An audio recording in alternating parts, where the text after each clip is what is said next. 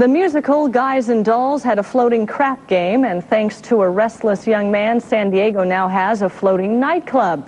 It's anchored at the sports arena tonight, and of course, as usual, Jim Wilkerson is where all is happening on a Friday night. And Jim, what is this all about? I don't know. You know, Kimberly, you know, and you've said it many times, that I often go a lot of places that I really don't fit in, right? Well, this is one of them. We're at Playschool. Now, I never heard of Playschool until tonight. It's 2 years old. You can hear this music is pretty normal at the moment, but this is one of the saner parts of the building at the sports arena.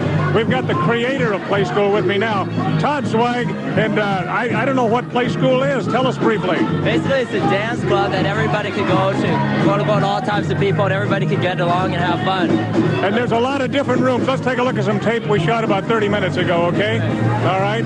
Now, this is the psychedelic room where people can go in and get radiated. I don't know. In this room, we allow an artist to put up all kinds of blacklight work. Okay. Now we're in there's Amnesty International for a good time called Amnesty International. They're invited to all the parties, aren't they? You know, no more Chilean death squads and that kind of thing.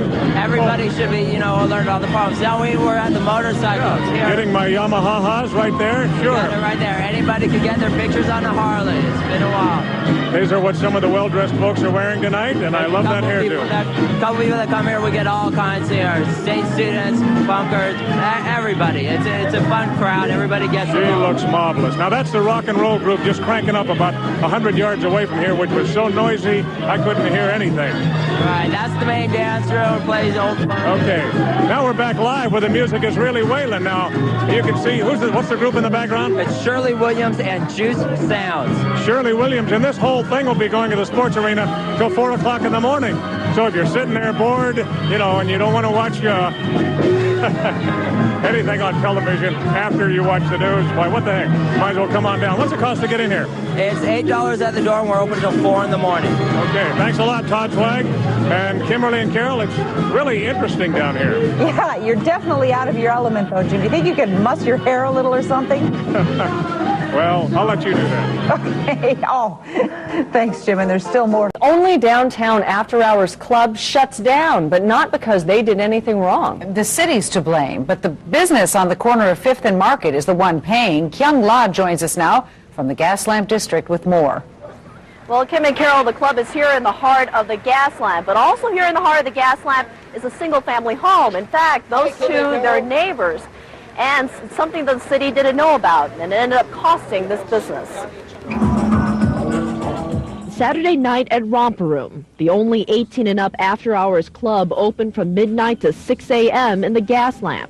It's a place where Gaslampers can sober up and an alternative to illegal raves. But all this will end tomorrow night. I want to tear down that wall. And owner Todd Swag will soon walk through an empty club. I did nothing wrong. I did nothing wrong at all. It was the city's error. The city accidentally gave Swag the thumbs up to open Romper Room. The city didn't realize Marcia and Mike Shea live a stone's throw away from the club, clearly in violation of city ordinances. And they're so close, the Shays say it's literally like having a club at their pillow until 6 in the morning. The city made a mistake. They cheated me out of 2 years of sleep, and they cheated him. The Shays refused to leave. So did Romper Room. And the tough legal battle Zweig faced against the city is now forcing him to close. He says the Shays should have left. If you move to near a farm, it's going to smell like a farm. You know, if you move to a gas lamp area, an entertainment section, you must expect entertainment and everything that goes with it. We all have a right to be here, and we have a right to respect the other people who are here. They both admit in the story they're both losers. And Zweig says there's another loser, the 18 and up group who had a safe, alcohol-free place to dance. Now they have no place to go except for Tijuana, illegal raves, or driving home drunk. Zweig settled with the city for far less than the cost of opening his business. Zweig says he never violated any noise ordinances. In fact, he was never busted for anything. But he says tomorrow will still be his last day open. Kim, Carol? Well, it's a shame. Thanks, Kim. San Diego is getting into the nightclub business. It is looking for a place downtown to relocate a popular after-hours dance hall. News 8's Pat Gaffey says a licensing mistake got the city council caught up in the politics of dancing. It's the only place in town for dancing between 2 a.m. and 6 a.m. on Sundays. Romper Room on Market Street. But city officials have ordered Todd Zweig to move his non-alcoholic night spot to a new spot. They need to find me a place that would be acceptable. And I invested over $20,000 into this place that they're going to have to reimburse me. And I can't see, and I have every right to stay here. The city mistakenly issued the dance club license and after-hours permit, and then got some noise complaints from people who live within 300 feet of the business. The dance club operator insists that Romper Room belongs here in the Gaslamp Quarter. This is an entertainment district, and this is part of what entertainment is having after hours. City council members can't dance around the fact that police never should have granted permits to Romper Room where it is. We screwed up, and we should admit it. We did screw up.